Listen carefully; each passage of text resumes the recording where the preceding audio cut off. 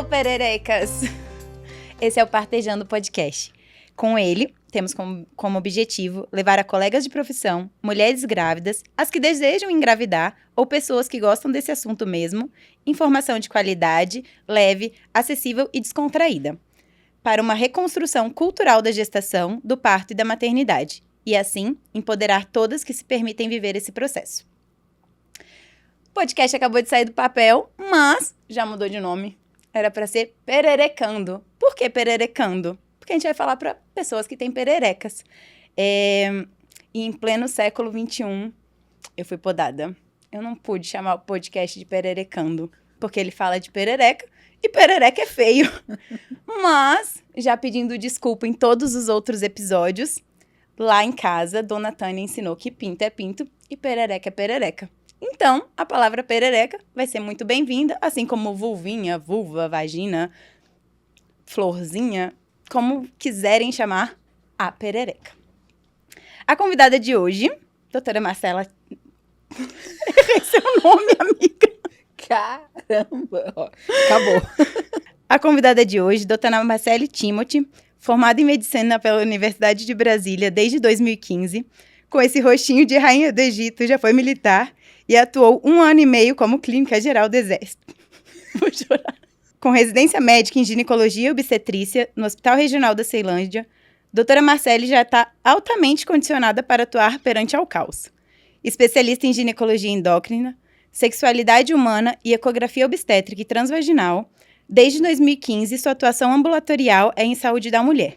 Hoje é sócia do Grupo Elas, uma empresa onde o corpo clínico é todo formado por mulheres e faz parte também da equipe multidisciplinar de assistência ao parto na livre maternagem.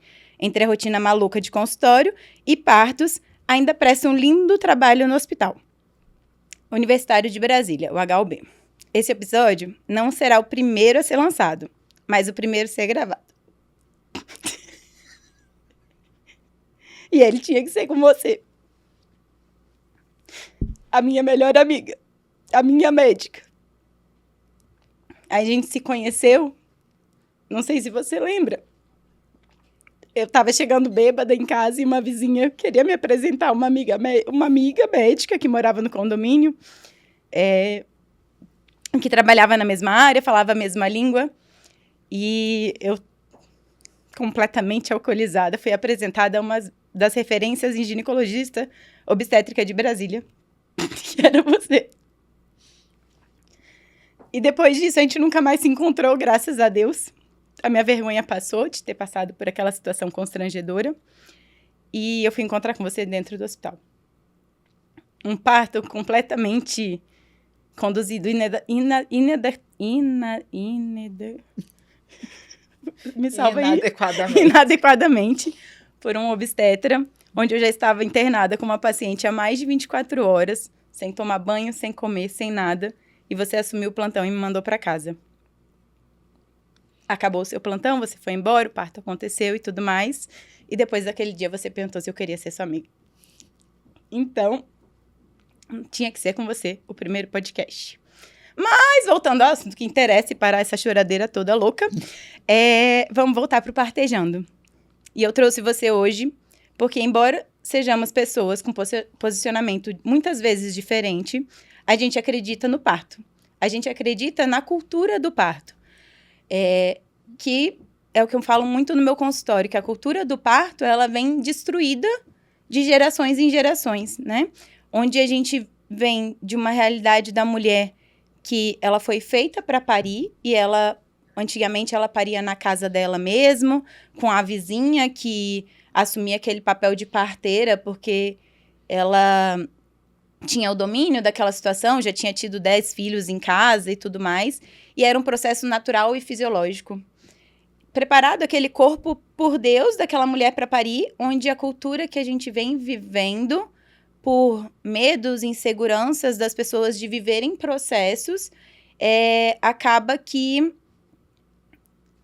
protocolos, a ciência que foi gerada para salvar vidas, acabou sendo protocolada e virou um mundo de intervenções, muitas vezes desnecessárias, na maioria das vezes desnecessárias.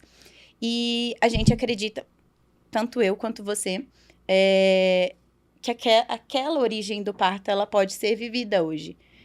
Sem intervenções, respeitando aquela mulher, respeitando os desejos dela, respeitando a fisiologia do corpo, o que ela traz ali pra gente, né? Então, eu queria que você se apresentasse agora. Pra gente entrar nesse bate-papo aí sobre isso, te convido pra gente falar um pouquinho sobre a cultura do parto, as vias de parto. Então, fala de você um pouquinho. Eu quero saber como que eu começo me apresentando depois disso. Desculpa, Depois é que eu já tô chorei chorando demais. também. Duas choronas aqui, então acho que não tem nem como agradecer mais o que você é por mim, tanto pessoalmente quanto profissionalmente. A gente acaba ficando às vezes num dilema, né? Às vezes o paciente me pergunta, mas que doula você indica? Eu falo assim, gente, se eu indicar a Thay, fica parecendo que é só porque eu tô puxando o saco dela, porque ela é minha melhor amiga. Mas, na verdade, é a pessoa mais competente que eu conheço, né? Então, eu lembrava que a gente tinha se conhecido, voltando um pouquinho nesse assunto, no dia que a gente se conheceu, eu falei assim, ela me odiou. Falei assim, pronto, ela me odiou. E eu demorei muito tempo para começar a trabalhar com parto, depois que eu formei na residência. De forma particular, né? Antes eu trabalhava, mas apenas no plantão, atendia os partos no plantão. E aquela época foi a época que eu falei assim, não, eu gosto disso e eu quero fazer isso mesmo. E aí tinha acompanhado um parto no hospital com uma pessoa que virou, com uma enfermeira, que virou para mim e falou assim, não, tem que caminhar minhas pacientes para você. Onde que você atende? Eu falei, gente, eu não atendo obstetrícia. E aí, nesse dia, a gente se conheceu. Eu falei assim, tá vendo? Doulas, enfermeiras, eu acredito nelas. Eu acredito na equipe multidisciplinar. Mas elas não vão querer estar comigo. É boba. E aí, nós estamos aqui. Então, bom, para quem não me conhece, eu sou a Marcele. Eu sou ginecologista, obstetra, acho que hoje em dia eu sou mais obstetra, e na verdade eu acho que hoje em dia eu sou mais parteira do que ginecologista, do que obstetra, né? Então, eu atuo muito bastante com partos naturais, fisiológicos. Eu defendo que a mulher sabe parir, o corpo dela foi feito para parir, e que nós, como equipe, a gente está ali para apoiar e para intervir quando for necessário, né? E o que a gente vivencia atualmente é muito mais o contrário, uma intervenção o tempo inteiro. Poucas coisas fluem de forma natural. Então, atualmente não, há muito tempo, né? Já estamos em 2024. Então, eu acho que eu comecei, se eu não me engano, a atuar com obstetrícia em consultório em 2019 para 2020, com uma amiga que engravidou e não aceita outra pessoa, e aí foi desenvolvendo. E eu sempre, para essas pessoas com quem eu tinha abertura, eu defendia que vamos pelo menos esperar você entrar em trabalho de parto. E graças a Deus, todas as minhas amigas entraram em trabalho de parto sem intervenções, acabaram parindo também sem intervenções. E algumas pacientes, lógico, me procuravam já nesse âmbito profissional, querendo uma cesárea agendada. E aí eu conseguia, pelo menos, convencer de que não, vamos aguardar entrar em trabalho de parto para a gente fazer essa cesárea. E comecei a observar que os desfechos eram muito diferentes. Que eu, mesmo fazendo cesárea, eu saía da cesárea, a paciente saía da sala de recuperação, eu conversava com a paciente, o bebê dela estava do lado dela. Nos outros cenários, geralmente cenário de plantão e tudo mais, que tinha a cesárea agendada, eu saía da sala e eu tinha que correr para conversar com o pediatra para saber o porquê que o bebê estava na UTI neonatal. Se era algo que eu tinha feito de errado. E geralmente a resposta era só, não, é imaturidade, às vezes ele não entendeu que estava na hora dele nascer. E a partir dali eu falei assim, gente, vamos recepcionar essa pessoa no mundo, pelo menos ela sabendo que está na hora de nascer. Foi a partir dali que hoje, quando a paciente chega para você e fala em cesárea, você fala, não, procura outro médico, tá tudo bem. Exatamente. Então, hoje, eu brinco com a Thay, eu sempre falo isso pra Thay, quando a gente tem as nossas questões profissionais e tudo, que eu acho que cada paciente tem o profissional que ele procura. Então, hoje primeiro que 99% das pacientes que me procuram já são pacientes que querem um trabalho de parto normal, vivenciar essa experiência. Eu tenho algumas pacientes que me procuram perdidas, que eu falo, que geralmente vêm encaminhadas de outros colegas, e aí eu sempre explico para elas na primeira consulta que eu não faço mais cesárea agendada, que mesmo que ela queira, porque ela tem alguma fobia, alguma coisa, pelo menos aguardar o bebê dela entrar em trabalho de parto. A gente vai aguardar por ser o mais fisiológico, porque acontecem alterações hormonais, imunológicas ali que preparam aquele bebê para a chegada dele no mundo. Então, eu falo assim, olha, se você quiser muito, muito agendar por causa de signo, alguma coisa, eu não vou poder estar colaborando com você. E aí, geralmente, a gente consegue que as pacientes entendam essa fisiologia e essa hora de chegar. É aquela coisa do humanizado, né? A paciente, ela pode chegar pra gente, sim, querendo uma cesárea, e o humanizado do nosso lado é respeitá-la naquela decisão, né? Se ela quer parto normal, cesárea, não invadindo o que você acredita, né? O que você... eu sempre falo para as minhas pacientes, os médicos, eles têm os seus limites, e muitas vezes os seus limites vêm com traumas, vêm com crenças e aquilo que a gente acredita e quer trazer para o mundo como uma nova realidade, uma nova cultura de parto mesmo, né? Quantas são as pessoas que chegam pra gente com medo de uma via de parto, querendo uma cesárea porque tem medo, porque não conversou sobre parto. E isso é o principal objetivo do podcast, né? É a gente conversar sobre parto de uma forma leve, descontraída, bem do nosso jeitinho mesmo, da forma que a gente conversa em qualquer lugar, em qualquer mesa de bar, em qualquer reunião de amigas e tudo mais. Mas trazer para essas mulheres informação. Porque o que eu mais estou cansada é que as pacientes chegam e falam, caramba, mas ninguém conversou comigo sobre isso antes. Quantas são as mulheres que chegam pra gente e falam, ninguém conversou sobre eu ter que pagar a disponibilidade de um médico, que é assunto para outro episódio. Ninguém conversou comigo sobre o que eu tinha que fazer, onde eu tenho que ir, para onde...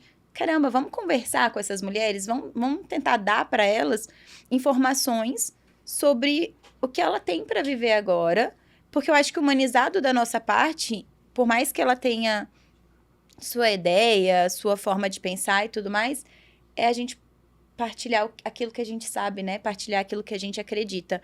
Eu falo que eu não defendo hoje, não armo mais nenhuma briga quando uma pessoa sem informação chega para mim para debater sobre parto, sobre...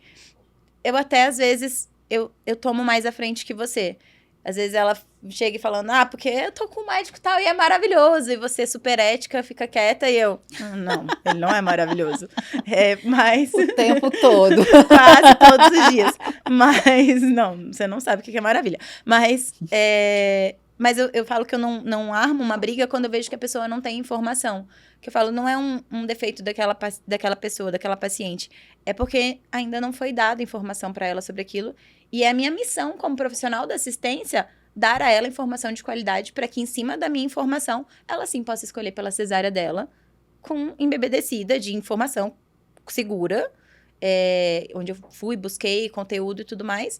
E aí sim, ela decidir pela cesárea, é uma decisão do coração dela, então, paciência, ela vai para essa cesárea tranquila. Mas,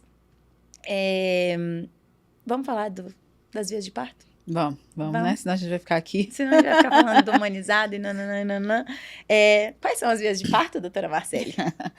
Então, nós temos 2 vias de parto, né, principais, que a gente chama uma de via alta, popularmente conhecida como cesárea, e outra de via baixa, que é o parto que acontece pela perereca, que você quer falar, né?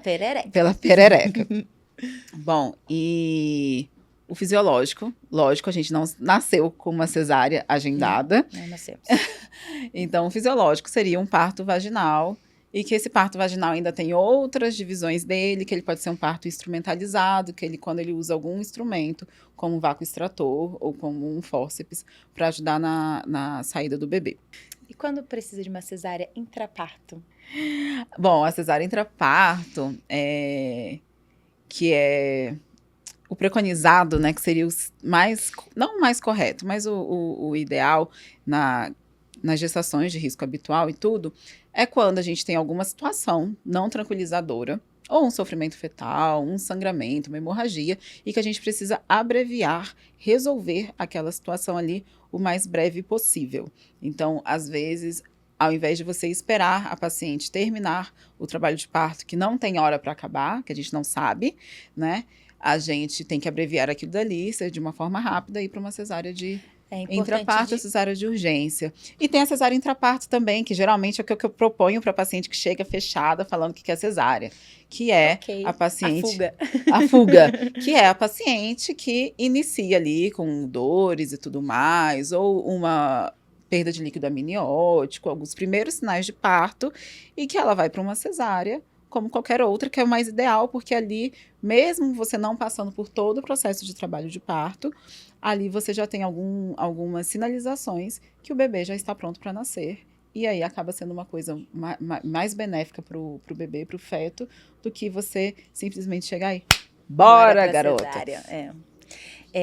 Muitas vezes, quando a gente fala, porque a gente traz para a paciente, né?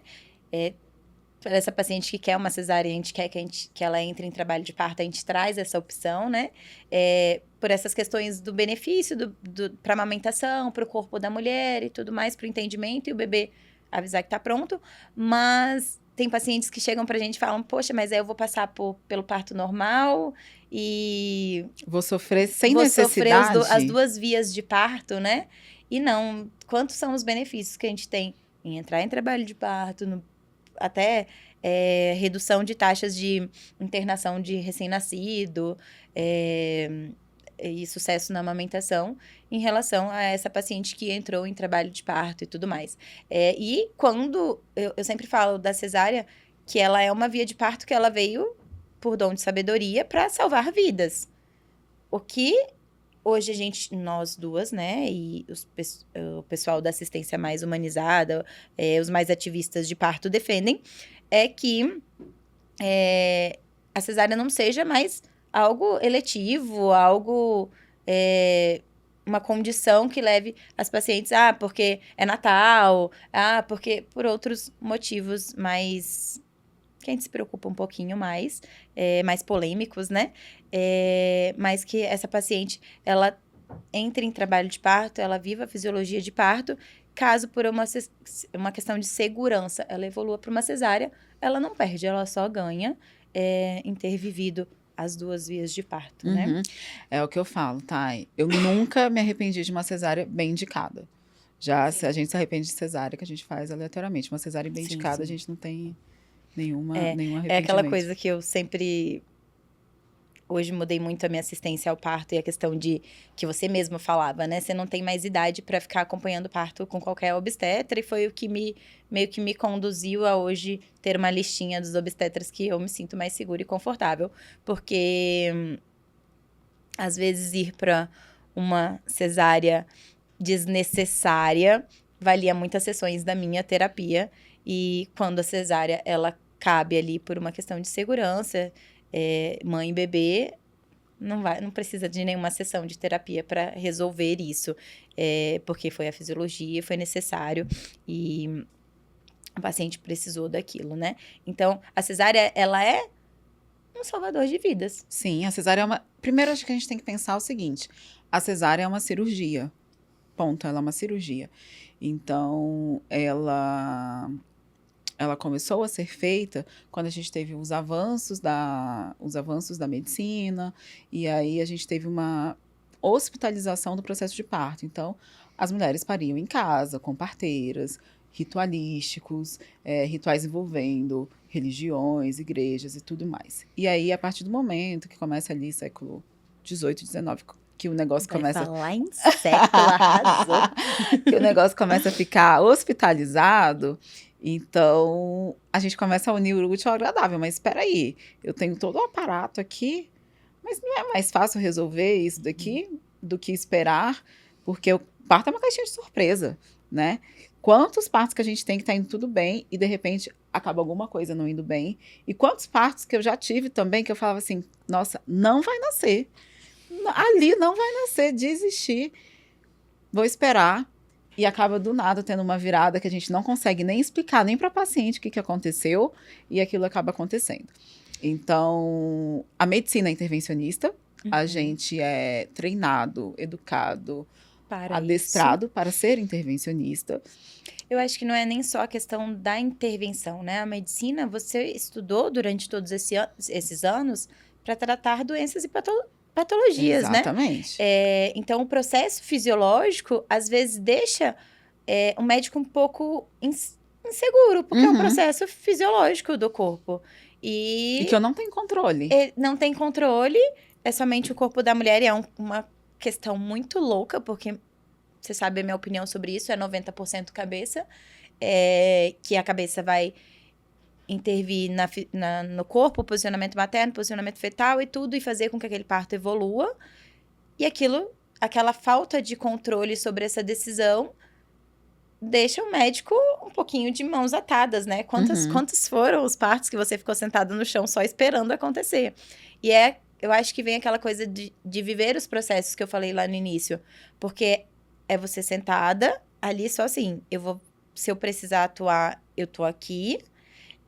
A mulher viver aquele processo desconfortável e doloroso, né? Durante horas, que a gente não sabe quando inicia e quando termina.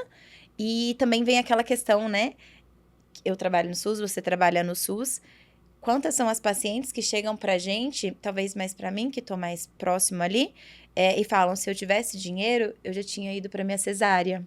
Exatamente, até porque virou uma questão cultural, né? De não viver aquela dor. Você não precisa passar por aquela dor, né?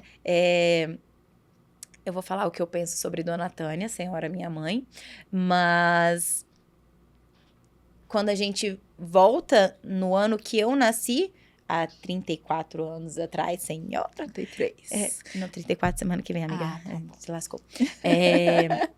Mas quando a gente volta, há 30 e poucos anos atrás, era aquela frase, pra que você vai passar por dor, sendo que você tem condição de arcar, né? Porque a cesárea era cara naquela época, mas você tem condição de pagar por essa cesárea. Depois a gente vai falar dessa coisa de parto normal ser caro, cesárea barato e X, que deveria ser o mesmo valor. Mas se você pode arcar com isso, por que você vai sentir dor? E se esquece de falar que o parto cesárea também dói, né? Mas ele vai doer em um certo momento. O parto normal, ele vai doer durante as contrações ali, que a gente não sabe quando começa e quando termina. E a cesárea, ela vai doer no pós-operatório, porque é uma cirurgia, é um processo cirúrgico.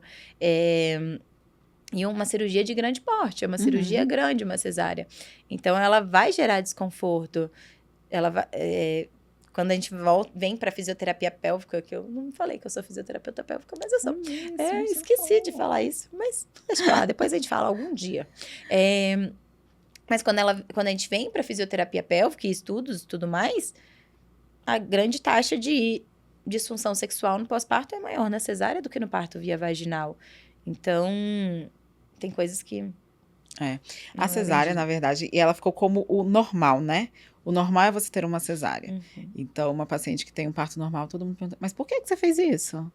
Mas por que você se submeteu? Sim. Então, você falou, sua mãe foi pra cesárea. Dona Tânia, ela vende a cesárea lá na porta do consultório. Ela fala que foi ótima, que uma semana depois ela já tava de salto alto. Mentira, minha mãe não usa salto alto com frequência assim. Lógico que era mentira. No máximo, ela foi no pediatra. Mas... Fala que com uma semana ela já tava de salto alto, que tava tudo bem e certo. Então, ela vende lá no consultório. Embora hoje, como ela tem uma sociedade com a filha, ela dá uma ajustada aí nesse discurso. Já a dona Neia foi o contrário. A minha mãe foi o contrário. A minha mãe foi pro parto normal as 2 vezes. E era engraçado, né? Década de 90, 1990. Parece que a gente tem a mesma idade. Parece. Minha mãe tinha 2 convênios de saúde. E era assim, como como assim? Você com 2 convênios de saúde, por que você vai fazer isso com você? E aí ela não gosta de cirurgia, não gosta de cirurgia de jeito nenhum e bancou o parto normal dela. O segundo, o segundo que é meu irmão 9 anos mais novo. E aí tem uma história que meu irmão ia nascer no dia de uma tia minha, que ela e meu pai, eles não se dão super bem, mas essa minha tia é muito diferente, assim, sabe? Ela é muito reativa, brigona, não sei o quê. E aí Não podia ser do mesmo signo. E a DPP do meu irmão é no dia do aniversário da minha tia. E meu pai ficava assim, não, mas... Não. Ai, minha mãe, não, mas ninguém... Minha mãe, ninguém nasce da DPP. A Marcele nasceu, mas é exceção. O bebê Nossa, não... você nasceu de 40 semanas, 40 bonita. semanas. Ninguém nasce da DPP. Pontual, minha mãe né? falou, Nunca foi pontual na vida. Só ali. Só esse dia. Hoje eu fui. Gastou nesse dia e deu. Hoje eu fui pontual. Hoje foi, tá. E aí, meu pai queria marcar cesárea. Não, mas como assim? Não, vamos. E aí tinha uma questão também que minha mãe acompanhava com um médico no Rio de Janeiro. E a gente já morava aqui. Aí meu pai falou, mas se a gente marcar a cesárea, a gente vai lá. Olha quantas vantagens. Sabe quando vai nascer, vai impedir de nascer no dia da tia Leia e tá tudo resolvido. Aí minha mãe, não, quero parto normal, quero parto normal. E o menino nasceu na DPP, no dia do aniversário da tia. Gente, dona Néia tem um relógio na barriga. Aham, igualmente. Então, e aí era por quê, e ela sempre optou. Porque, por exemplo, na nossa família tinha até um hábito do tipo, fazer vaquinha, juntar dinheiro para pagar a cesárea, né? Agendada quando quisesse, no local que quisesse. Então, assim, eu acho que tem muito uma questão cultural também. As pacientes entendem que é o normal a cesárea. A gente que trabalha no SUS, a gente trabalha em 2 extremos, né? O extremo do particular, da paciente que tem condição financeira de arcar com aquilo dali, e a paciente do SUS, que ela muitas vezes não sabe nem como engravidou, né? E aí é engraçado que elas chegam lá, eu quero cesárea, elas não sabem às vezes nem onde que é o corte da cesárea. E não sabe que tem que fazer uma anestesia para fazer uma cesárea, entendeu? Sim. E aí fica lá colapsada numa dor pós-operatória, né? Então... tem uma médica que trabalha comigo no plantão que ela teve uma virada de chave, assim, bem interessante. Quando a paciente pede a cesárea e fala, se eu tivesse dinheiro, eu ia para cesárea. Embora hoje o SUS aceita a decisão da mulher, né? Ela pode escolher ir para a cesárea dela, só que ela tem que esperar as cesáreas de emergência acontecerem. Então, isso talvez ela rode 3, 4 plantões, porque emergências tem no SUS a cada 5 segundos. Mas a paciente olhou para ela e falou, porque se eu tivesse dinheiro, eu pagaria pela minha cesárea. E aí ela falou, querida, você não sabe quanto custa essa loirinha lá fora? Essa loirinha, mais eu, mais essa moça... custa um pouquinho mais do que a cesárea que você imaginava que você ia pagar. Aí a paciente já vira a chave, calma aí, se lá fora as pessoas têm condição, pagam por essa assistência, eu me permito vivê-la. E aí ela se permite me escutar o que eu tenho para ajudar, o que eu tenho para somar ali naquele processo dela, e pare muitas vezes tranquila e depois vem e agradece, né? Mas quando você acha que a paciente precisa decidir sobre a via de parto dela? Quando? Eu já decidi. Mas só falta o pai, a barriga, só isso. Mas eu já decidi. Eu acho que a pergunta não é quando. Acho que a pergunta é até quando. Acho que ela pode decidir até quando ela entrar em trabalho de parto, né? E conhecer. Eu acho que o fundamental é você ter informação, né? Que a gente falou. É difícil uma paciente que chega pra gente com a cabeça fechada, que quer cesárea e que faz um acompanhamento com a gente, que ela chegue no final realmente querendo cesárea. E da mesma forma, mesmo no SUS, naquela loucura que a gente fica, é muito difícil uma paciente que chega, porque eu quero cesárea, e que você tem a oportunidade de sentar e conversar com ela 10 minutos num ambiente calmo, seguro, que ela se senta acolhida, que ela, não, realmente, não vou nem tentar. É muito raro. Então, eu defendo que a paciente pode decidir até o momento do parto. Na hora H, né? E o que eu falo para a paciente? Eu falo assim, experimenta. Experimenta, porque a gente tem a noção seguinte, que o parto é dor. Eu nunca vivi, eu não posso falar. Mas o que a gente vê são ondas, a gente fala sempre em ondas. Então, se a gente for pegar o bruto do momento, a gente fica mais tempo em repouso, sem contração, do que em contração. Exatamente. Então, eu falo para a paciente, experimenta. E aí, eu falo isso muito sincero, e é do coração. Eu falo assim, se chegar lá na hora e você fala assim, não, Isso não é pra mim, querida, não. isso daqui não é pra mim, não. Chega. A gente pega e vai, entendeu? Eu uso sempre o exemplo de uma amiga minha, né? Que eu almoçava na casa da sogra, e aí minha ex-cunhada, ela falava, é lindo esse seu relato de parto, mas eu não vou parir, não. E nisso, passaram-se anos, eu contando relatos de parto e relatos de parto, que a minha ex-sogra questionava sobre os partos. Como foi a semana? Quantos partos? Como aconteceu? E aí eu contava no almoço de domingo, e ela falava, bonita sua dedicação, seu amor por isso, mas eu, negativo. E aí, quando ela completou 30 semanas gestacionais, ela me ligou e falou, Thay, eu sei que a gente não é mais da mesma família, mas eu quero que você me acompanhe nessa cesárea, né? Eu vou pra cesárea mesmo, mas eu quero que você me acompanhe. Eu falei, tudo bem. A gente só vai precisar ter uma conversa antes e tudo certo. Com 34 semanas, sem forçar a barra, sem nada, ela me liga e fala, e se eu resolver tentar? Eu falei, do mesmo jeito que eu ia estar do seu lado da cesárea, eu vou estar do seu lado se você resolver tentar. Ela pariu em 4 horas. Muito bem resolvida. Hoje ela defende o parto normal, assim, mais do que eu até, porque ela viveu aquilo e ela viveu aquele processo e ela sabe como foi. E ela realmente decidiu em cima da hora. E aí eu falo, tem pacientes que elas falam, amigas, né? Nem as pacientes. As pacientes, normalmente, quando elas chegam pra gente, elas já estão grávidas, né? Mas as amigas, elas falam, eu nunca vou parir, eu nunca vou parir. Cara, fica grávida primeiro e depois a gente conversa sobre esse assunto. Porque durante a gestação, quando ela pensa numa segunda pessoa ali, muitas vezes ela pensa no bebê e não nela, e aí ela aceita viver esse processo pensando mais no bebê, ou pensando, eu vou ter que cuidar desse bebê depois, né? Então, realmente. E, na verdade, assim, a maioria das que chegam do nunca vou engravidar, nunca vou parir, tem uma grande virada de chave quando sai o beta-HCG dela lá, o exame de gravidez, e a maioria mergulha bem firme naquilo dali e é de uma forma muito linda, né? Acontece as coisas de uma forma muito fluida. E, Marcele, quando é que você fala sobre parto no seu pré-natal? Na primeira consulta. Porque tem gente que não fala nunca, né? Mas é aquele sobre parto depois. Mas tu sabe que quando eu botei essa questão aqui pra falar com você, eu me deparei que quando a paciente chega no meu consultório e fala, tá, vamos falar sobre parto, eu jogo lá pra frente? Errado, né? Errado. Mas eu jogo lá pra frente porque eu falo pra ela, eu não quero vender um serviço pra você, eu quero que você goste de mim primeiro, pra depois saber, porque eu não tô ali pra... Não necessariamente eu vou ser a pessoa da equipe de assistência dela. Então, eu quero que ela goste muito de mim. Mas ela tá errando se você não for da assistência dela. Mas se ela não gostar de mim, eu sou chata, tu sabe? E aí, se ela não gostar de mim, não é legal, né? Então, eu falo, vamos conversando lá pra frente, eu preciso que você goste muito de mim. Se você gostar muito de mim, eu vou pro seu parto com o maior prazer. Mas eu não falo sobre parto. Lógico que na minha avaliação, a primeira pergunta dela é, qual o seu medo? Qual o seu medo sobre o parto? Então, eu já trago pro assunto parto ali. Como uma coisa que... Mas eu não falo sobre a minha como uma coisa que coloca medo. Parto. Como uma coisa que coloca medo? Não, ela quer falar de medo, eu vou acolher o medo dela. Mas por que o medo tá relacionado ao parto? Quando ela fala que ela não tem medo, eu falo, beleza, vambora, time. Aí eu falo assim, isso tá errado, tem que ter medo que é desconhecido, a não ser que você já tenha parido antes.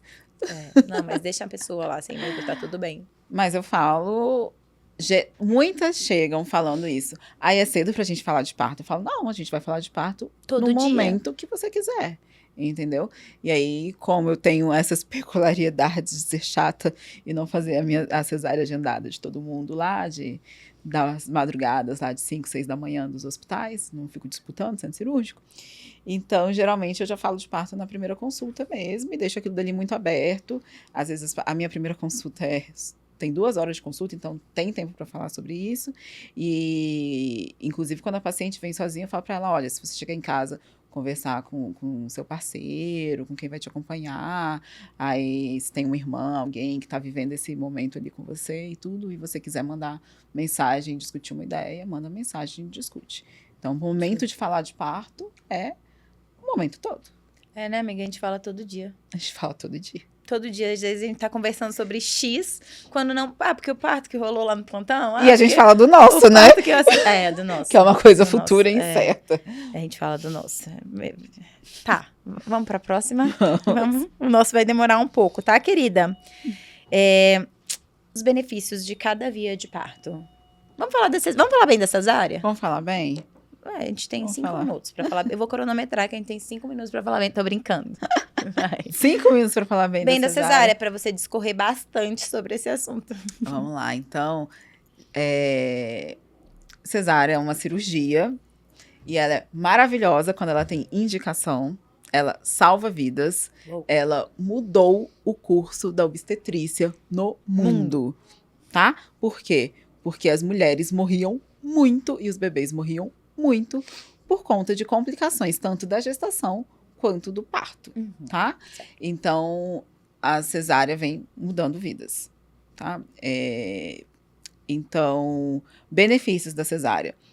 Ela pode ser agendada, Pô, dá pra Pode fazer ser a unha, agendada, maquiagem. fazer unha, fazer maquiagem. Mas, tirando isso, tem gente que precisa ter uma comodidade de ser agendada, uma situação familiar. Até mesmo uma questão emocional, né? Uma questão tem gente emocional, que a tem gente- ansiedade e tudo mais e não consegue esperar. Eu que esse tenho processo colegas, por viver. exemplo, que fizeram cesáreas agendadas perto da morte de alguém da família, sabe? Do pai, por exemplo.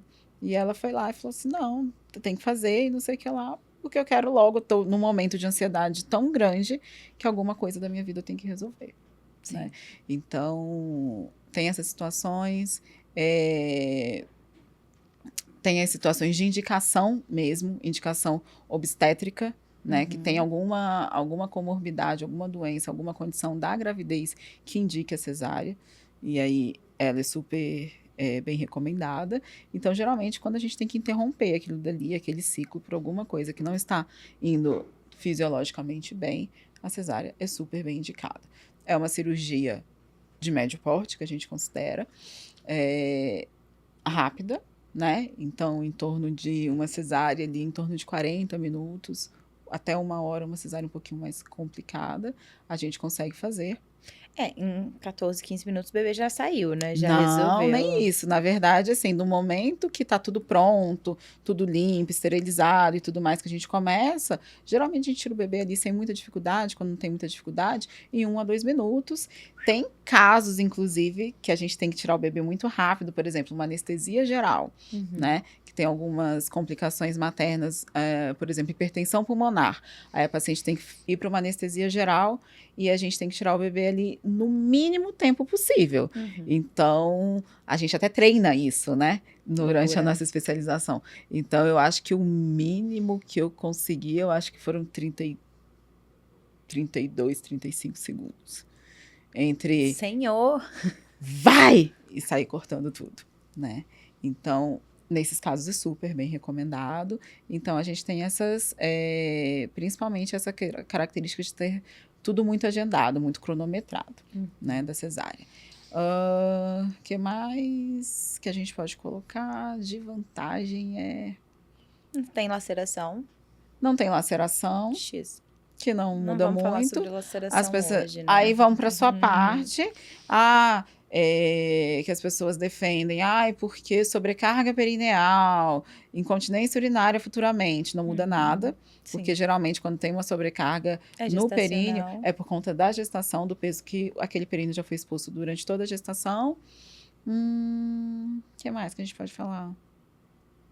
Cicatriz. Antigamente, graças a Deus, a gente não vê mais, mas ali, década de 90, tinha... E provavelmente antes tinha uma onda de fazer cesárea junto com outros procedimentos cirúrgicos. Então, tinha mulher que fazia cesárea e já entrava um cirurgião plástico e marcava sua lipo. Aliás, acho que Virgínia alguma coisa desse 90, tipo. Virgínia nem nasceu em 90, mas nova menina já tá lá. Exatamente, eu acho que vai por alguma coisa assim, mas que aumenta muito o risco de uma trombose, de outras complicações. De outras complicações. Hoje, o máximo seria uma cesárea com uma laqueadura. Uma cesárea com uma laqueadura, mas não se justifica a gente fazer a laqueadura, a gente indicar a paciente para cesárea apenas para laqueadura, que a gente pode fazer a laqueadura umbilical. Isso, eu tenho que explicar isso diariamente lá no SUS, que todo mundo, eu quero ir para cesárea porque eu tenho uma ata, que é a autorização ali para fazer aquela laqueadura. Eu falo, não, gente, mas a laqueadura é uma cirurgia muito menor, vai cuidar do seu bebê primeiro e depois você volta para fazer essa cirurgia A gente no SUS, com mais qualidade. no hospital universitário, a gente faz no dia seguinte. A Isso. paciente ainda internada, a gente leva. Mas tem muita resistência ainda para fazer, etc. Sim. Acho que... É uma retirada de útero? Mas aí vai entrar a indicação obstétrica, né? Então, por exemplo, Uhum. tem pacientes que têm acretismo placentário, que é uma doença que a placenta invade a camada muscular do útero e pode invadir outros órgãos ali. Uhum. Geralmente mais comum bexiga, às vezes intestino. E aí, às vezes, essas pacientes, às vezes, a gente tem que tirar o bebê e a gente não retira a placenta, a gente faz retirada de a gente chama de bloco, né? Um bloco cirúrgico, a gente retira tudo junto. Aí é uma cesárea com indicação e tudo mais. Certo. É? Tá. E os benefícios do parto normal? Os benefícios do parto Nada? normal? Nada. Não, normal. Os benefícios do parto normal, acho que o principal que a gente fala, os principais, né? Recuperação da mulher. Então, eu falo, gente, você vai fazer a visita pós-parto da mulher no dia seguinte, 6 horas depois e tudo mais. Você encontra a paciente do parto normal, andando em pé, zanzando pelo quarto. A paciente da cesárea, às vezes, ela nem levantou ainda para tomar banho, tirar a maquiagem que fez quando estava agendada. Tô brincando. Mas ela não levantou ainda porque ela tem muita dor. Quando a gente tem muita dor desencadeia na gente um processo de proteção e tudo mais. Então, a gente vai ficando meio que fechadinho, clausurado naquilo dali. Então, é muito mais difícil, às vezes, para aquela paciente amamentar, porque o bebê vai pesar 2, 3, 4 quilos, então ela vai ter que pegar um bebê, vai fazer uma pressão intraabdominal e aquilo dali vai gerar dor. Isso desencadeia hormônios tais como adrenalina. Excesso de adrenalina, que a gente chama de descarga adrenérgica, atrapalha a descida do leite. Então, geralmente, são mulheres que tendem a ter uma demora maior para amamentar, tanto pela dificuldade da descida do leite, quanto... Hoje a gente tenta fazer menos isso, mas ainda é feito muito. O afastamento do bebê, né? O bebê fica lá no berçário, que antigamente ficava, que era aquela salinha com um monte de bebezinho enfileirado. Então, tinha esse afastamento do bebê.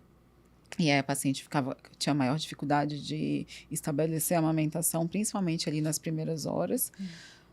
Dificuldade de fazer a hora de ouro, que é a primeira hora de contato da mãe e do bebê. Que mais do parto normal? Para o bebê, a gente vai ter questões hormonais, imunológicas. Então, são bebês que eles não tendem a ser...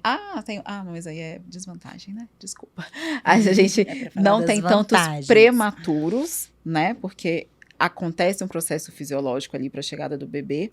E é tão engraçado isso, que mesmo uma paciente que entra em trabalho de parto numa idade prematura, antes de 37 semanas, ali 35, 36 semanas, geralmente os bebês já nascem com uma maturidade que ele não precisa ficar numa UTI neonatal. E muitas vezes, ao contrário da cesárea. Hoje em dia, antigamente a gente marcava a cesárea com 38 semanas, saiu uma documentação recente fixando em 39 semanas no Brasil, e muitas vezes a gente tira o bebê e o bebê ainda tem ali sinais de prematuridade, de maturidade e dificuldade de respirar. Então, o bebê de parto normal é um bebê que ele tem menos hospitalização em UTI neonatal, ele tem menos necessidade de suporte ventilatório, ele tem menos doenças pulmonares ao longo da vida, ele tem menor taxa também de diabetes na vida adulta, a gente conversando isso sobre vida adulta, melhor desenvolvimento neuropsicológico, melhores taxas de crescimento ao longo da vida. O que mais que a gente pode colocar? O sistema gastrointestinal dele amadurece de uma forma mais rápida, então ele é menos propenso a ter alergias alimentares, etc. Menos propensos a alergias em forma geral, por conta do processo imunológico. E deve ter mais alguns por aí, tá? Se sacudir, cai mais. Se sacudir, cai mais. Sacudir. O que pode ser induzido e muitos médicos indicam uma cesárea? Tudo! Tudo. A questão da indução, né? A indução uma introdução de parto a isso, né? Indução de parto é quando a gente estabelece uma data para aquele parto ocorrer. Pode ser porque já está no limite de 42 semanas para gestação de risco habitual, ou porque tem alguma condição da gestação que a gente tem estudos falando que se abreviar antes da gestação é melhor do que deixar aquilo dali evoluir. Bom, então, indicações de indução que a gente tem pelo pós-datismo, né? Data da gestação. Idade materna é uma coisa um pouco controversa, mas a gente tem estudo bem estabelecido falando que uma paciente com idade gestacional em torno de 40 a 41 semanas é mais seguro do que deixá-la chegar em 42 semanas. Hipertensão gestacional também vai depender muito do controle. Então, geralmente, a gente leva até 39 semanas, individualizando de acordo com as pacientes. Diabetes gestacional também. Esses são os mais comuns, tá? Em todas essas, mesmo hipertensão e diabetes, que todo mundo fala, são condições que o parto normal é melhor do que a cesárea, reduz taxa de infecção, principalmente se a gente pensar em diabetes, que aumenta taxa de infecção pós-parto. E se a gente pensar em sangramento, que a gente vai ter muito mais nas pacientes com hipertensão gestacional, o parto normal sangra muito menos do que a cesárea. Então, são indicações também. Das falsas indicações, cordão enrolado no pescoço. Que mais? Cordão embalado no pescoço é a clássica, né? Horas de bolsa rota, né? Horas de bolsa rota. Então, depois que rompe a bolsa, em tese, nas primeiras 24 horas, você pode entrar em trabalho de parto. E depois você pode induzir também, tá? Você vai fazer um controle de risco de infecção, uma profilaxia para infecção. Nossa, a gente fica por fora, né? Porque a gente não faz, a gente só vê dos outros e a gente às vezes não fica criticando tanto. O que mais que tem? Eu acho que tá bom. Bolsa rota, diabetes, hipertensão, hipotireoidismo. Mas se vier o hipotireoidismo, então tem estrepto positivo também. Estrepto positivo. Estrepto positivo é uma que é uma bactéria que a gente nem colhe, né? Então, por que hoje tem médicos que não fazem a pesquisa, né, do estrepto positivo, e médicos do estrepto positivo, do estreptococcus, né? E médicos que fazem? É porque foi feito um estudo, considerando o custo e etc. Então, o número de pesquisas que a gente ia ter que fazer para diagnosticar uma paciente com estrepto positivo, tratar e realmente evitar que o bebê dela tivesse aquele acometimento, é um custo financeiro enorme para a gente evitar um caso. Tanto que no SUS nunca foi feito, né? No SUS, não. Preconizado não, algumas unidades bem específicas fazem, mas não é preconizado pelo SUS. E outra coisa que eu explico para a paciente, geralmente eu deixo a paciente decidir no meu consultório se ela vai fazer ou não, a não ser que ela tenha fator de risco. São raríssimos os bebês. Eu particularmente nunca tive um bebê de uma paciente minha, seja no particular, no privado, ou no SUS, ou na residência, que tipo assim, não, aquele bebê, na residência eu já tive, sim, mas aquele bebê, ele teve uma pneumonia que foi grave e tal, e foi por estrepto. Nunca tive, tá? Então, não justifica. E aí, a não ser que ela tenha fatores de risco, que é um bebê acometido previamente, se ela teve... Na verdade, nesses casos de risco, ela já tem que andar com antibiótico automaticamente. Tá. É que vem a questão da internação precoce, né? Da internação precoce. Porque às vezes ela a gente internando precocemente, caso o estrepto esteja positivo. Pode falar dessa vantagem do parto normal, que eu acho linda. Que é você ficar... Fala aí, se você quiser. Só voltando. É você ficar mais tempo na sua casa. Ela tá mais à vontade agora. Ela gostou do negócio. É você ficar mais tempo em casa. Mais tempo na sua casa, com seu cheiro, com seu cachorrinho, com seu bichinho, com a sua geladeira. Com a sua geladeira, com a sua comida. Eu falo, você fica em casa com o seu chuveiro. Você sabe quem foram as pessoas que tomaram banho lá. E se você quiser sentar no chão, se agachar, você ficar não tem de que fazer cócoras, jejum. você tá de bem. Você não tem que fazer jejum se você quiser Mas no comer. hospital a gente burla, né? A gente, né, Thay? A gente burla, a gente leva uma lancheira. A gente burla. Mas tem muita gente que não. Tem muita gente que a paciente chegou lá em trabalho de parto, zero dieta. Coitada. Como é que me deixa passando fome? Como é que eu fico com fome? Pois é, então... Um monstrinho. Um monstro. Exatamente. Mas tem essa questão da internação precoce aí por conta do estrepto. E acaba levando uma indução já de trabalho de parto, uma medicação, porque que já é uma nem intervenção, se espera, né, e toda muito. vez que a gente faz intervenção, a gente reduz chance do processo fisiológico progredir. Isso. Quais as indicações absolutas de cesárea? Vamos lá, absoluta. Absoluta. Absoluta. vou presa se eu não deixar, se eu fizer Gente, não um tem parto que falar, normal nessa paciente. Não vai, Então- você vai presa? Não, vai, bora. A indicação absoluta de cesárea. Placenta prévia, que é quando a placenta ela cresce sobre o colo do útero, tá? Então, essa paciente, na verdade, não pode nem entrar em trabalho de parto. Então, quando tá viável ali 37 semanas, às vezes a gente já pensa em fazer uma cesárea, tá bom? Tem umas outras indicações, por exemplo, prolapso de cordão. Seria uma indicação absoluta. O que acontece intraparto, bolsa rota? Bolsa rota, pelo menos, né? Pode ser que ela esteja fora de trabalho de parto, que é quando o cordão sai antes da cabeça.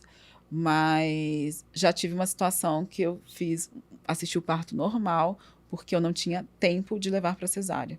A sala de cesárea estava ocupada, e aí a paciente já estava com 10 centímetros, e aí nasceu por baixo mesmo. Nem sempre um prolapso de cordão, ele gera um degolamento, né?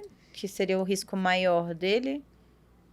Praticamente toda vez, sim. Porque Não quando o bebê não vai um passar degolamento, ali- mas ele vai ter uma obstrução, uma restrição do fluxo sanguíneo pelo cordão, por compressão do cordão na cabeça. Mas tem uma manobra pra você tentar jogar aquele cordão pra dentro, não existe? Mas aí tem que... muito difícil. Nesse caso que eu peguei, era uma alça, assim, que ia lá no joelho da paciente. Ah, não. O que eu peguei foi um gemelar. Primeiro veio, aí veio o cordão com um nó verdadeiro de cordão, e a E aí, médica segundo conseguiu introduzir o cordão pro segundo vir. Ah, não, aí dá. E aí Mas deu quando é o certo. primeiro mesmo, só um, geralmente é mais difícil. Porque vem e aí é muito difícil você conseguir a manobra. O SUS é uma escola. O SUS é uma escola. O SUS a gente faz coisas. Tudo. Coisas. O que mais? Apresentação Córmica. córmica, que é quando o bebê está transversal. Você poderia tentar, talvez, uma versão cefálica. Em trabalho de parto é mais difícil porque o útero já está muito contraído, duro, e é difícil você conseguir fazer as manobras. Descolamento prematuro de placenta, DPP, que é a mesma questão também de tempo. Se a gente pega uma DPP intraparto, dependendo de uma condição assim, não tem sala de cesárea, ou então tá numa cidade que não tem anestesista ali na hora, tudo disponível na hora, às vezes você vai conseguir, e a paciente já tá no trabalho de Às parto vezes evoluído. instrumentalizar aquele parto. Exatamente. E fazer você uma vai sepultura conseguir abaixo. isso. Que mais? Acho que essas que eu lembro. Descolamento, placenta Herpes prévia. ativo. Herpes ativo, lesão de herpes ativa, muito bem. Quando a lesão de herpes está ativa ali, a gente não pode fazer. Geralmente, paciente que já tem histórico de herpes, a gente faz profilaxia para que ela não chegue, não manifeste herpes, tá? HPV não é indicação, tá bom? Sim. A não ser que você tenha uma lesão de HPV muito grande que obstrua o canal de parto. A várzea prévia. Vasa prévia é uma indicação de cesárea. É uma indicação, mas de vez em quando a gente pega uma vasa prévia e, opa, nasceu. Né? Porque aí não foi diagnosticado durante o pré-natal. Explica o que é. Vasa prévia é quando a gente tem a placenta e geralmente o cordão se insere no meiozinho da placenta. Então a gente tem uma inserção velamentosa, que é quando o cordão se insere mais periférico. E a vasa prévia, o cordão, ele vem protegido por a gente chama de geleia de Wharton. E aí, na vasa prévia, esse cordão ele não é protegido por essa geleia. Então, ele é mais suscetível a traumas ali e pode causar uma ruptura e uma hemorragia. Entendeu? Mas é uma condição rara, geralmente são coisas que são vistas durante o pré-natal, durante o morfológico ali, um morfológico muito bem feito. E acaba já fazendo uma indicação de cesárea. Já acaba sendo uma indicação eletiva. de cesárea, isso. Certo. Quais são os riscos reais de um parto normal? Além de uma laceração. Os riscos reais de um parto normal, uma laceração grave, né? Lacerações de primeiro, segundo grau, que envolve só ali vagina, são fisiológicas, comuns e esperadas. Lacerações graves, tipo terceiro e quarto grau, que vai envolver esfíncter anal e ânus. Mas é lembrado falar que muitas vezes uma laceração, mesmo que já patológica ali, é melhor do que uma episiotomia. Com certeza. Porque ela vai em sentido de fibra muscular e tudo mais e resolve. Resolveu ali, entendeu? Tem muitas bate. lacerações, até mesmo de segundo grau, que nem suturar a gente precisa suturar. Então, isso é muito melhor do que uma episiotomia, né? Episiotomia. E outra coisa, a episiotomia vem o quê? Falaram que era para evitar lacerações. E, na verdade, a episiotomia, às vezes, ela aumenta a laceração. Ela acaba não direcionando, ainda mais se, né? E acaba aumentando a chance de laceração. O que mais? Prolapsos, tá? Prolapso. O que é prolapso? É a saída do órgão. Então, prolapso de bexiga, prolapso intestinal. Então, risco maior. Agora, será que pode acontecer com uma paciente que tem um ganho de peso absurdo durante uma gestação e que vai para cesárea? Pode. Sim. Pode acontecer com qualquer mulher. O prolapso, ele pode vir a acontecer até sobre a questão da disfunção da musculatura do assoalho pélvico, né? Em qualquer Na maioria momento das da vezes. Em qualquer momento da vida. Até para isso que a gente faz fisioterapia durante a gestação, que é para prevenir essa musculatura. prevenir essa questão de prolapso, as funções, né, da musculatura pélvica ali, entre elas é a sustentação.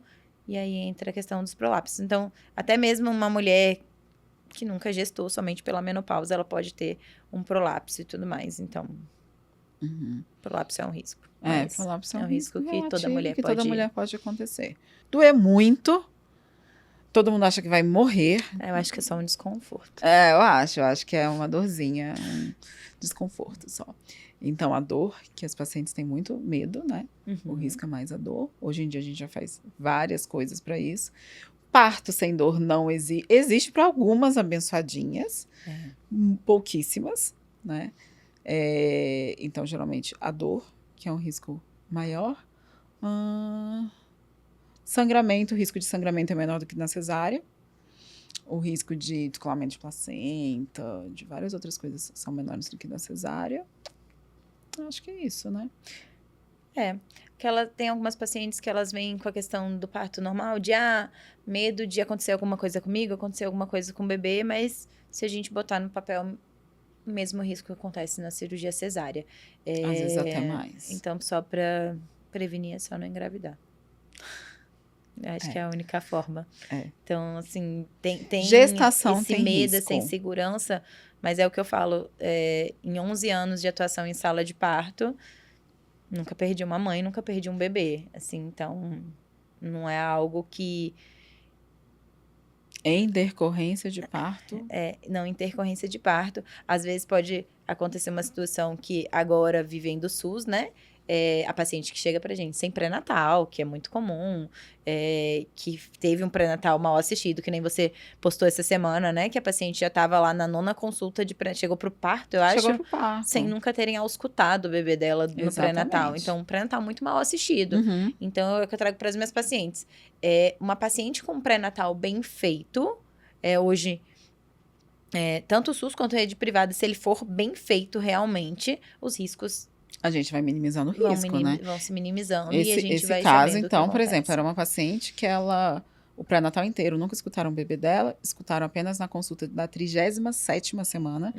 Era uma paciente diabética, o bebê dela nasceu com 4.600. Uou. Diabetes aumenta o risco de morte súbita do bebê. Então, era o bebê que nunca nem teve certeza se ele estava vivo, né? Estava vivo. E uma paciente que foi para parto normal. Ela já tinha um bebê grande, ela já tinha um bebê de 4.100 e ela conseguiu um parto normal com um bebê de 4.600. Com uma laceração de 2º grau bem tranquila mesmo. E sem nenhuma das outras intercorrências. Show. Por que dizem que o parto normal é mais caro que a cesárea? Você quer que eu levante minha bandeira? Sou ótima nisso, você sabe. Mas o que você tá... A gente vai colocar várias coisas, né? Primeiro que o parto normal não deveria ser mais caro que a cesárea, né? Não deveria. É um parto de... É uma via de parto, tá? Mas aí, se a gente for falar em custo, um custo pro hospital, o custo da cesárea paga muito mais pro hospital do que um parto normal. Uma paciente de parto normal, ela não precisa nem de um acesso venoso, ela não precisa nem de um sorinho. Sim. Tá? E no pós-parto dela, ela vai, se ela usar medicação para dor, muito provavelmente ela vai usar uma medicação oral. Uma dipirona, um Tilenol. Quando muito, um anti-inflamatório, um Buscopan.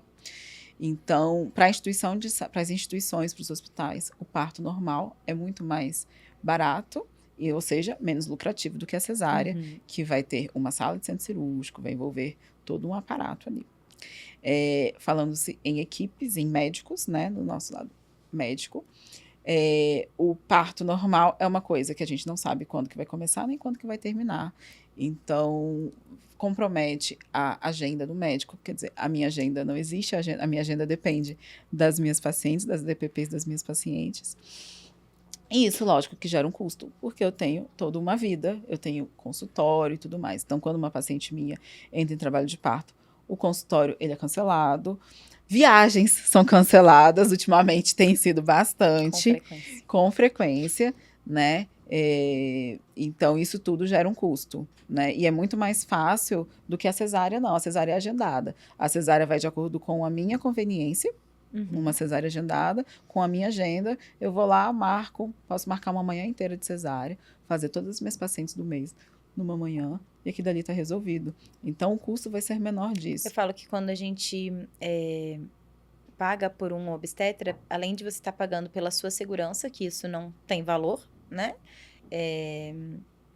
Você está pagando a disponibilidade de vida daquela pessoa. Tanto que você me sacaneia, né? Porque eu fiz a tatuagem escrito que partejar valia a minha vida. E muitas vezes você pergunta até quando vale a sua vida, né? Porque a nossa vida, eu sei que a minha melhor amiga sabe, eu sou a sua melhor amiga, eu sei que muitas vezes eu ter que sair de algum lugar para ir para um parto, ou perder eventos importantes da família, aniversário de pai, mãe, dia dos pais, dia das mães. Eu passei o meu Natal em parto, meu aniversário, semana que vem eu tenho 4 pacientes para nascer, então possivelmente eu não terei aniversário. É a nossa vida. É uma entrega de vida. Então, além da segurança de ter alguém ali que está por você para agir perante suas condições, seus desejos e a sua vida, é alguém que está deixando a vida dela de lado para estar ali. Então... E a gente está falando, assim, de aspecto emocional, né, tá? É muito mais. A gente sai de madrugada, a gente se expõe de madrugada, a gente se expõe de madrugada a um acidente, a uma violência, a um assalto. Quantos foram os partos que eu saí?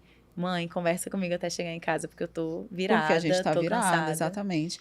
Às vezes a gente estaciona num lugar que não... Num hospital, tem um hospital em Brasília que não tem estacionamento privado e que a gente morre de medo. A gente pode ser assaltado, nosso carro pode ser arrombado. Coisas que, se a gente faz uma cesárea eletiva, 8 da manhã, a gente minimiza muito os riscos, Se botar no papel, brilha o olho, né? Se não fosse o amor. Por que uma paciente deveria ter uma equipe multidisciplinar de assistência ao parto? O que eu falo para as pacientes, né? Parto, que a gente falou 1000 vezes, parto é fisiológico. Então, eu mostro o banheiro do meu consultório e falo assim, esse banheiro não deve ter nem 2 metros quadrados de área. E se você entrar em trabalho de parto e ficar ali nesse banheiro, muito provavelmente você vai conseguir parir sozinha. Vai acontecer tudo, seu bebê vai nascer super bem. Só que a gente vive numa sociedade que falou o tempo inteiro que você não ia dar conta de parir, que você não ia... Que você é maluca, que vai doer muito, porque sua mãe não conseguiu parir, você não vai conseguir parir. Então, a gente faz toda essa preparação com parto, com equipe multidisciplinar e tudo, para resgatar isso dali na mulher, entende? Então, para facilitar o processo, para assegurar a mulher, sim, não é ela contratar uma equipe multi que vai garantir o desfecho dela. Não é ela contratar um obstetra que vai... Eu não posso vender parto para ninguém, que ela vai conseguir aquele parto. Mas a gente fala da equipe multi muito mais para a mulher se resguardar naquilo dali, para ela estar preparada com outros profissionais. E porque eu também, como médica, eu não consigo ver a mulher como um todo. E às vezes, assim, tem a questão, por mais que eu seja assim no consultório, nem jaleco, mas eu uso e tal... As pacientes ainda veem ao médico com uma figura de autoridade. Então, tem muitas questões emocionais que a paciente não fala para mim. E aí, vai falar para a doula dela. Quantas foram as vezes que você falou, eu não consegui acessar a paciente, acessa para mim. Exatamente. Tem alguma coisa aí, acessa, e às vezes aquilo dali é uma grande virada de chave. Então, para essa mulher ter esse preparo corporal, que a gente não consegue numa consulta. Ela me vê uma vez por mês durante boa parte do pré-natal dela, só no final. A gente tem uma série de outras coisas para ver da parte das intervenções que talvez eu tenha que fazer, fazer naquela mulher e que às vezes eu não consigo ver aquela mulher como um Para a todo. parte burocrática, né? Auscultou um BCF, você tem que botar no prontuário. O prontuário precisa estar exatamente de acordo com tudo ali que está acontecendo, E eu não porque sou é um capacitada pra documento. tudo. Eu não consigo avaliar o períneo de uma paciente. Eu não consigo. Não consigo. Mas não é da depois minha a gente volta em outro competência. podcast para falar sobre equipe de assistência com uma equipe de assistência. Uma equipe de assistência. Então, o ideal, o mundinho ideal é que ela contrate, se ela tiver condições, que ela contrate uma equipe multidisciplinar para ela estar melhor assistida o possível, né? Para ela ter segurança de iniciar o trabalho de parto na casa dela e poder ficar lá enquanto for seguro. Para alguém falar, segurar na mão dela e falar assim, estou contigo. É isso. Mas depois a gente fala sobre isso com mais conteúdo. O Musta já chegou aqui, né, para mandar a gente encerrar esse negócio. E é uma verdade, meu tempinho já bateu um pouquinho mais do que deveria. Queria te agradecer. Eu que agradeço. A confiança. Eu vou chorar de novo. Ai, gente, a temporada canceriana humilha. Por abraçar todas as loucuras que eu meto a cara e você fala, bora. Ninguém sabia que isso ia acontecer. Só o Musta e o Rômulo, que é o marketing lá do Boa Hora. Então, você tinha que ser a primeira pessoa mesmo.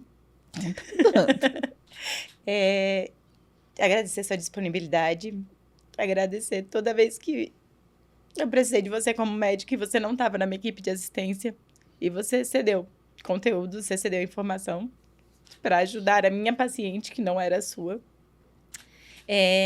Até a paciente que saiu do meu pré-natal eu já ajudei. Acontece às vezes. E a culpa não era minha. Mas e o seu profissionalismo? Brasília ganha muito com você, com a sua assistência, com a sua humanização.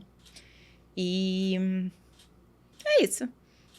Ainda vão ter outros dias pra gente conversar sobre parto aqui no Partejando.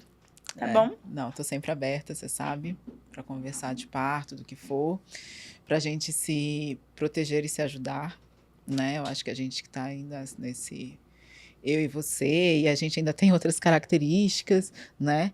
Nós somos as solteiras do rolê, nós somos as que gostamos de ter uma nossa vida e a gente consegue, e eu que te agradeço por você conseguir entender e a gente conseguir levar isso de uma forma muito leve, do tipo, eu quero ir, mas eu tenho parto. Não, bora lá. E a gente já teve que sair do parto, do rolê juntas, da balada juntas para ir para um parto, andar de ambulância e ser um sucesso e ser o parto mais lindo da minha vida. Obrigada por você estar lá, por você me dar segurança, né? Quando... Amiga, eu queria sair correndo. Isso é coisa de doula, não é de médico, não. Só lembro de você falando isso. Amiga, quando eu vi que ia nascer, eu queria sair correndo, porque isso é coisa de doula, não é de médico, não. E aí não, mas a gente tá junto, né? Eu acho que a importância da equipe é isso, é tá junto, né? Eu lembro que no dia que aconteceu isso, a gente assistiu um parto domiciliar não planejado juntas. Pós-balada. Pós-balada, a gente saiu da balada. De cropped. E aí a gente falou assim, e ela falou assim, não, vai pra casa, eu vou lá ver como é que tá. Eu falei, não, eu não tava junto na balada. Eu vou subir pra avaliar com você. Eu vou subir pra avaliar com você. Eu vou estar junto porque eu falei, vai ser um e eu queria que ela pagasse a tatuagem, inclusive. Queria. E aí, muito obrigada. Eu que tenho que te agradecer, tá? Você foi uma diferença na minha vida. Quem conhece, né, as amizades antigas que morrem de ciúme da gente. Mas é porque você foi uma grande diferença na minha vida. Eu consegui levar dessa forma leve as coisas, porque você consegue levar de uma forma leve, né? Imagine se a gente não fosse leve. A gente tenta, tá bom. A gente tenta, tá bom? Me elogia pra eu falar da minha roupinha. Então, você é linda, maravilhosa, bem vestida. Você gostou? Foi a Bia que me vestiu. Só usei uma vez. Eu quero que a Bia me vista também. Vou pedir pra Bia organizar isso no podcast. No próximo podcast eu posso vir de Bia, só usei uma vez. Só usei uma vez. Bia vestir a galera, né? Eu acho que vai ficar bom. Gosto. Coitada da Bia. E muito obrigada pelo convite, pela confiança, por segurar minha mão, profissionalmente, não profissionalmente, tá bom? E eu te amo muito. Também. É isso, pessoal. Terminamos Partejando por aqui. E falamos bem pouquinho de perereca.